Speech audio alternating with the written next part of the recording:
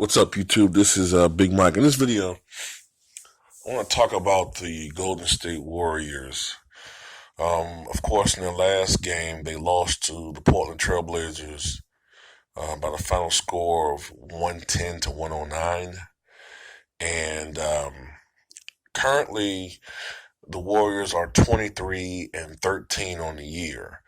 I didn't calculate it with the calculator I'm trying to figure in my head. I think right now the Warriors are on pace to win something like if they were to continue at the pace they're going, they're on pace to win maybe like 50 uh 53 games, I'm guessing. You know, um although I think they're going to win more games than that. But I don't think they're going to I think they're going to win like 55, 56 games, in my opinion. But uh it can't be argued, you know, it cannot be argued that this is the same Golden State Warrior team from 2 or 3 years ago. They're not quite as deep. Um, they're top heavy. I mean, their starting lineup is amongst the greatest in the history of the NBA, but they have some weaknesses this year. One of the things that made those Warriors teams from 2015 and 16 so great was their team defense and their bench. They had guys that were on their bench those years that could be starters on some other teams. And some of those guys are gone. A lot of those guys are gone now. Barbosa, Barnes, Spites, a lot of those guys are no longer with the team. Andrew Bogut, who's actually a starter. But still, a lot of these guys are gone or retired now. Some of the guys, even some of the mainstays now, are finally starting to show their age. Sean Livingston is finally starting to look older. Andre Iguodala is starting to look older. He slipped defensively, and he's starting to have some injury problems. So their bench is a big. It's been a deterioration in their bench. Their overall defense is not what it once was. Uh, Draymond Green, for instance, has really fallen off as far as being an offensive player, and even defensively he's slipped. A couple of years ago during the 73-9 historic season, I think Draymond Green was a 39% three-point shooter that year. Um, when you shoot 39% from beyond the arc, even if historically you may not be a great overall shooter, you had to respect his shot that year. Since then, Draymond has deteriorated and has become an awful three-point shooter. He's only shooting this year 22% from beyond the arc. So you really don't fear him from outside, and that's why some teams have opted to pretty much try to double everybody else and leave guys like him and maybe Iguodala open. So, is Draymond Green getting older? Is he starting to prematurely deteriorate as a player? I mean, that could be something that's going on. It could be a mental thing with the shooting. A lot of it could just be a psychological thing. But this Warrior team to me there's a lot of things going on, I think, behind the scenes that most of us don't really know. We hear what we hear in the news. We hear about, of course, the what went down between Draymond Green and Kevin Durant, but there could be other things going on too that we aren't privy to. And I think what's going on too is you probably have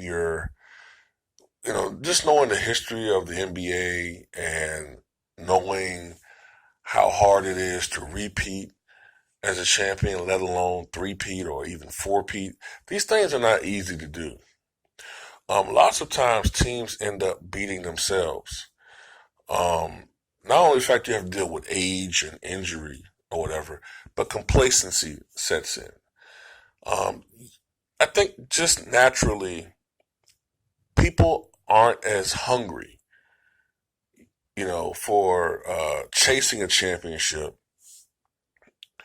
after one or two runs at it. After one or two title runs, you can get kind of complacent, um, and you just aren't as motivated during the regular season. It can become a grind.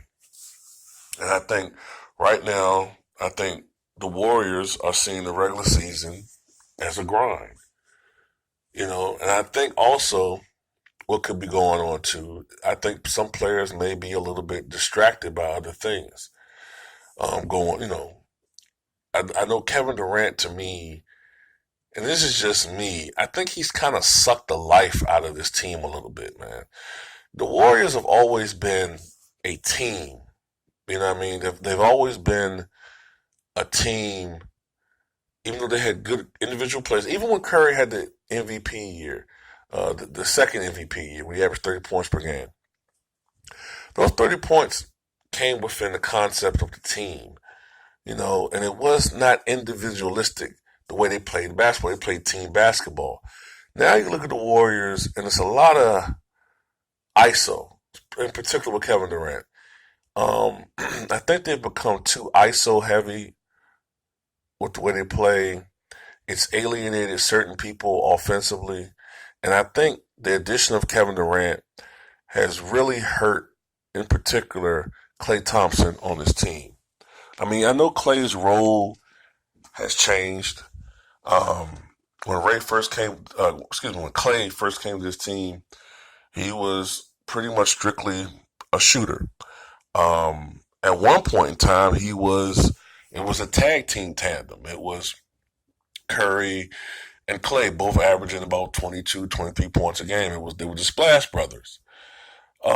Slowly what's happened is it's a pecking order now. It's Durant, number one, Curry, number two, and Klay's like a distant number three now. And Klay is more or less now possibly the best defensive player this team has now. And when you're a guy who's consistently playing against the best defensive teams, the best going against the best offensive player on a nightly basis, that has to take away from you offensively. And I think that's part of what's wrong with Klay this year is some of it's a little bit of fatigue.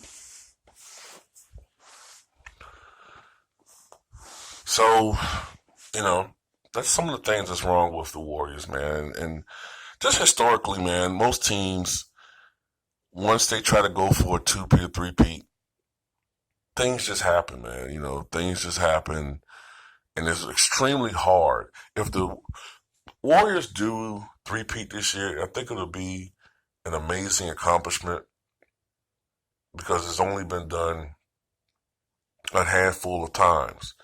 The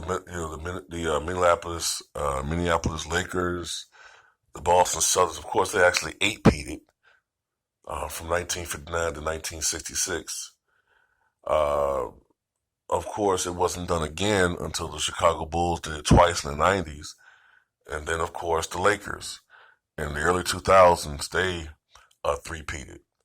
But it hasn't been done since then. And the difference between most championship runs and those teams is that when those teams were doing what they were doing, they were heads and shoulders better than every other team in the NBA. So if there is a club that can three-peat, it's this team. I think that the Warriors, once the postseason hits, I think they'll be a different team. I think they'll be a little bit more animated. They'll be a little bit more pumped up. And I think that the grind of the regular season is just boring to them. You know, um, if anything, it's kind of a good thing that the Warriors aren't peaking now. You know what I mean? Like, that's one knock that I have against the Raptors is that the Raptors are a great regular season team, but once you get into the postseason, especially once you get into deeper rounds, it's like sometimes the Raptors just mentally just give up. Like if they go down 2-0 in the series, oh fuck it, fuck it, fuck it. It's like damn. That's not a championship mentality. So we'll see, man. But I think that the Warriors are still the favorites to win the NBA championship. I just don't think it's going to be a cakewalk like it has been in the past. Like 4-0 sweep, 4-1, 4-1, 4-1. I think those days are over. I think they're going to lose a lot of playoff games in comparison to their earlier runs, but I think they'll be all right. Tell me what you guys think.